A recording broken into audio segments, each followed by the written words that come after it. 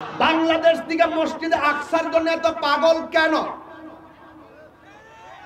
ওই ফিলিস্তিন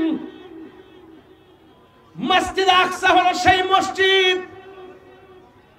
যেই মসজিদটা আল্লাহ বানাইছে জিন দ্বারা। আরো বড় করে, এই পাথরগুলো ইটের ভাটা থেকে কিনা নয়, এই পাথরগুলো সুনামগঞ্জ কিংবা কোম্পানিগঞ্জ থেকে আনা নয়, এই পাথরগুলো আরবের কোনো পাথর নয়। এই পাথরটি ছিল সমুদ্রের তলদেশে। এই তলদেশ থেকে আমার আল্লাহ জিনের মাধ্যমে বড় বড় জিন দিয়া পাথর তোলাইছে। কোনো কেরেন দিয়া বেকু দিয়া মানুষ দিয়া এটা তোলা সম্ভব না, এমন কোনো মেশিন নাই। আল্লাহ বড় বড় জিন দিয়া পাথরগুলো সমুদ্রের নিচ থেকে উঠাইছে।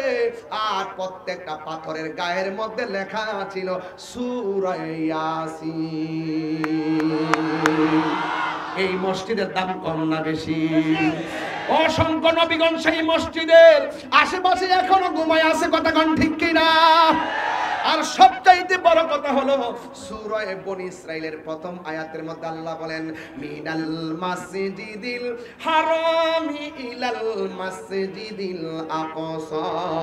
আমার আল্লাহ নবীরে মসজিদে হারাম থেকে মসজিদে আকসা নিয়ে গেছে।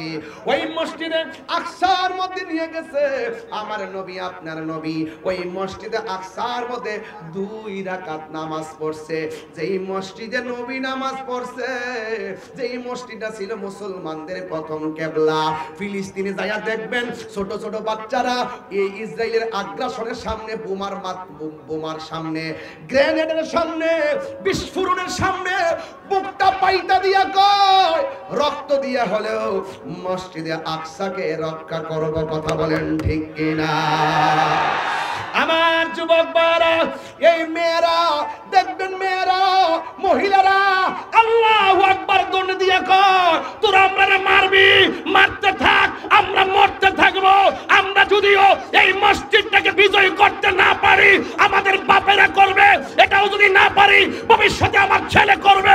কিয়ামত পর্যন্ত জীবনের শেষ রক্তবিন্দু দিয়ে হলো এই বাংলার সুন্নি জনতা, বাংলার আপামর মুসলিম জনতা একটা কথাই বলবো, মসজিদে আকসাকে রক্ষা করতে হলে ঐক্যবদ্ধভাবে, রক্ত হলে রক্ত দিব, জীবন হলে জীবন দিব, কথা বলেন।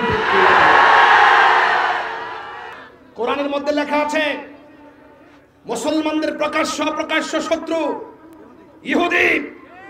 এই ইহুদিরা যেইভাবে ফিলিস্তিনে মুসলমানদেরকে পশুর মতন গুলি করে মারতেছে, আল্লাহর কোরআন আমাদেরকে বলে দিয়েছে ওয়ালা তাহিনু ওয়ালা তাহজানু ওয়া আনতুমুল আ'লাউনা ইন কুনতুম মুমিনিন। এই পৃথিবীর মানুষ নিরাশ হয়ো না, হতাশ হয়ো না, বিজয় তোমাদেরই হবে যদি তোমরা মুমিন হতে পারো, কথা বলেন ঠিক কিনা বলেন? আমার পাবনার মানুষ, আমরা কি ইমানদার না বেঈমান?